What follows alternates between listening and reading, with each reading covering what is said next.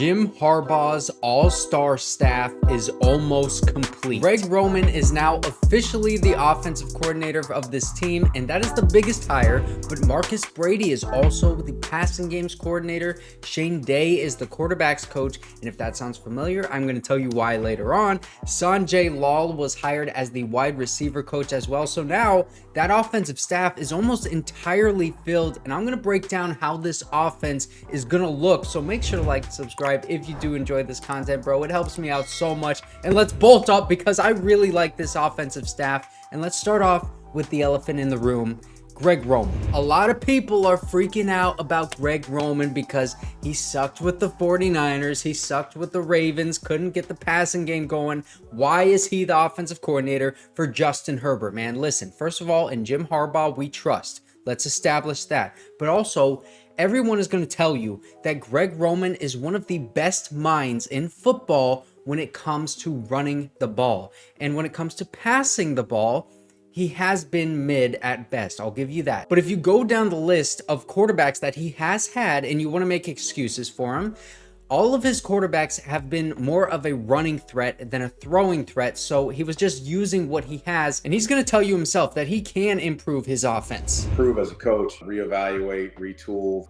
Pretty creative person, so I'll be able to stockpile some new ideas and whatnot in my own head, but also through studying others. So this past season, he didn't have any coaching job, and he took that opportunity to reevaluate and retool his offense. And the thing that I love that he just kind of threw away is that he is creative. His gap scheme worked wonders for the Ravens, and his creativity when it came to running the ball with RPOs, getting blockers in the right position to clear a hole, it was the best in the NFL. I mean, that's why he holds the record for the most rushing yards in a season and the second most rushing yards in a season, and also the most rushing yards by a quarterback in a single season. But I mean, you got to give a lot of credit to Lamar Jackson for that one. Everyone knows where Greg Roman has struggled was with that passing game. Whether it was with the 49ers, the Bills, or most recently with the Ravens, he hasn't had a good, consistent passing attack. And you can blame that on the quarterbacks that he's had, but really, I think Greg Roman should take accountability for that because we've seen a lot of plays where those receivers are not getting good spacing. The route depth is an issue specifically I've seen with tight ends and crossers over the middle. And the major thing to me is that sometimes it seems like the plays that he's running, the routes that they use, they don't really complement each other in order to have one receiver create spacing for a different receiver. So basically pulling a defender out of a zone and creating conflict within that defender to get a good matchup and have a different receiver be open. And I'm not saying he doesn't do that and he isn't capable of doing it, because he has. And I'm going to show you some good and bad with that Greg Roman passing attack to get you a better idea of what he is about. So let's start out with the good with Greg Roman. This is very simple. We're just going to have this tight end go out in the flat to take away the defender who has the responsibility for the flat. In this case, it is the linebacker. They're going to have our wide receiver at the bottom of the screen, Devin Duvernay, go and hook route right here to take away the defender that has that middle part of the zone. And then we have our tight end crossing over the middle. And the idea here is to get our tight end open because we have this man trailing behind him in zone coverage, following from this part of the field, but also because we have this hook route right here taking away the defender who's responsible for this middle zone. And we also took away that flat with the linebacker who just came from that area. So we have a good pass play to our tight end crosser over the middle. Ball is just dropped, but you can see the idea here and the passing concept. We're taking away, or we're taking advantage of this empty spot on the field because of these two routes that are taking up defenders. Now, the Ravens would do this a lot where they have a wide receiver or a tight end come down in motion for pre-snap, and then they snap the ball when that player is in the backfield. And on this case, they're trying to sell a run because we have this man coming back down to the bottom of this play for the crackback block on the linebacker. And look at every offensive lineman as soon as they take that first step, boom, they take a step with their right foot. That shows that they're trying to sell a zone run to the right side as if it's a handoff to Devin Duvernay coming from this side of the field. But The reason why this works as a passing play is because our wide receiver right here is now in an isolated one-on-one matchup because this defender has to follow Devin Duvernay across the field, and now it's just one-on-one, all of this space to work with, and then you just shimmy. Imagine that's Keenan Allen, bro. Boom. Justin Herbert will get that thing right in there, and then from that point on, it's off to the races. I don't know if Keenan Allen has this kind of speed still, but Rashad Bateman certainly does, and he's going to take that one all the way. Now, again, the Ravens' run game was working really well, so the Dolphins are putting all these guys on the line of scrimmage. We take our tight end now, put him in motion, and then we snap that ball as soon as he's not even in the tackle box yet. This is a little bit early, but still it works out well. And now look at that first step for every offensive lineman. Boom, they're going back into their pass set. They're not trying to sell that this is a run. It's a clear passing play, but again, we have this isolated matchup at the bottom of the screen. Lamar looks here initially, and then he just is going to throw it and take all of the yards that the defense is giving him. Imagine Justin Herbert being able to throw these deep out routes when the box is stacked the way that it is right here, and then that tight end goes across the field, taking away this defender. This is a one-on-one easy money matchup for Keenan Allen, bro. Now we're going to see Isaiah Likely, the tight end, in motion towards the strong side, and it's going to create that one-on-one isolated matchup with all of this space to work with. This is a third and about 10 yards here, and why are we not running an out route or just right to the sticks? We're just running verticals, and then, oh, we're running verts right here as well with not really great wide receiver spacing.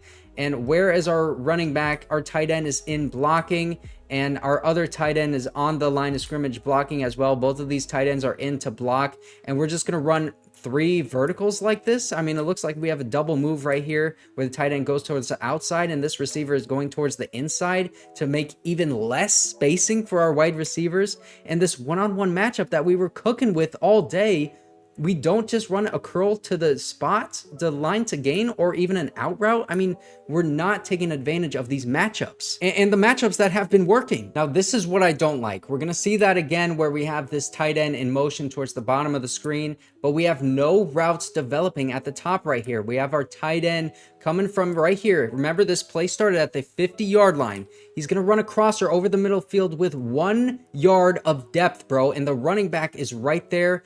You could have one of these Dolphins defenders covering both of these guys. There's nobody on this side of the field, and there are no routes to be run there. And then at the bottom of the screen, we have the flat taking away this defender, and then you could have thrown this ball. If you're Justin Herbert, you stand in there. You could have thrown that ball to Rashad Bateman in the corner route right here, maybe, but he scrambles to his right side. Running back is open. You got to throw it right there and get a bunch of yardage on that play. It's a broken play. He decides to run it because that's Lamar frickin' Jackson and gets the first down anyway. This is what people talk about when they say the running game complements the passing game. Patrick Ricard is in motion towards the top of the screen. Every time he passes one of these skill position players, it is going to shift the coverage responsibility of these zone defenders. And so it's causing confusion, plus that fake run, that play action pass. We have 1, 2, 3, all of these linebackers take that first step towards the line of scrimmage. And now we have depth behind those linebackers and right in between the safeties right here for our right up the seam route. Mark Andrews, boom.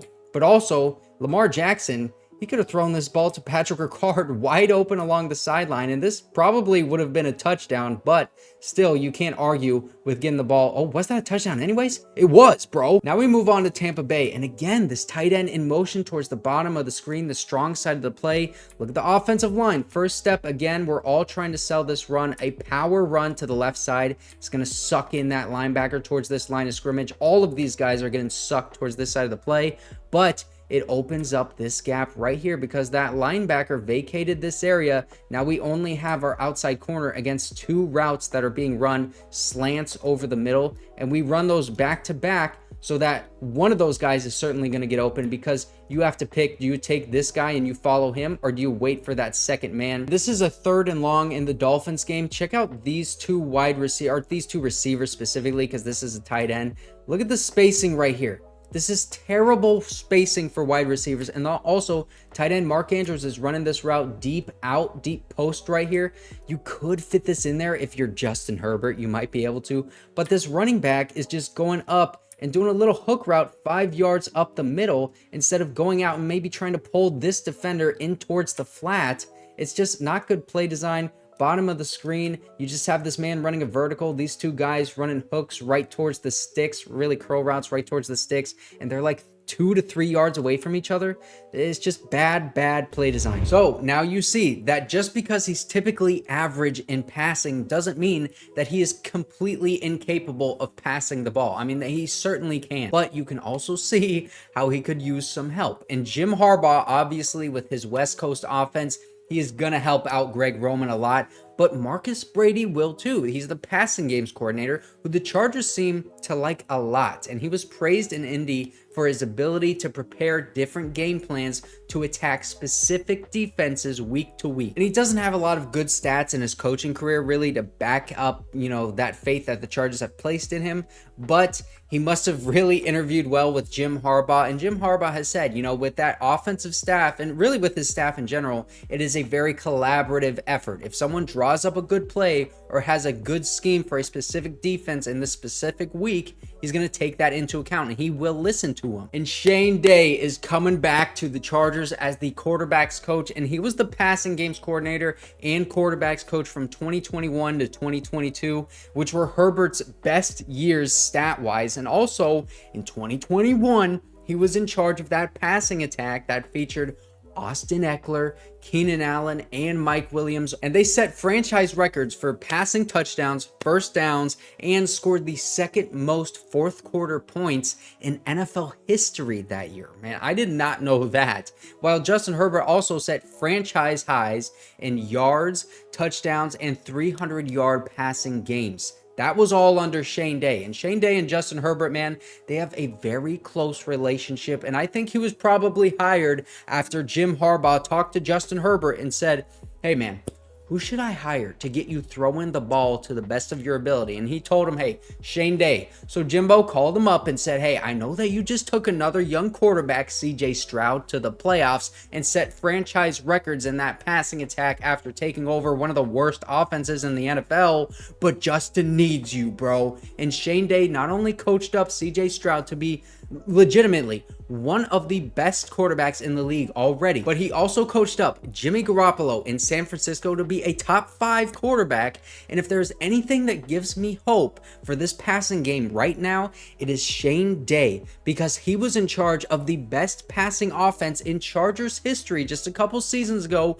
with Justin Herbert. And I'm also very hopeful for Marcus Brady because they liked him more than Shane Day, because Marcus Brady is the passing games coordinator. Shane Day is just the QB coach. But Jim Harbaugh, he always has the QB coach having some say in play design and play calling, so look out for that as well. He may get another title very soon. So with Shane Day and Marcus Brady, and then Jim Harbaugh obviously helping out that passing game as well, I am not concerned at all with Greg Roman's passing offense because I showed you some of the good stuff that he did, and some of that bad stuff hopefully will be negated by the addition of Marcus Brady and Shane Day, baby. I am so excited for Shane Day. Now, last but not least, Sanjay Lal was also hired as the wide receivers coach, and he was the passing games coordinator and wide receiver coach in Seattle for the revival of Geno Smith. So you can see the Chargers have a heavy emphasis on guys that have a track record of elevating the quarterback that they work with.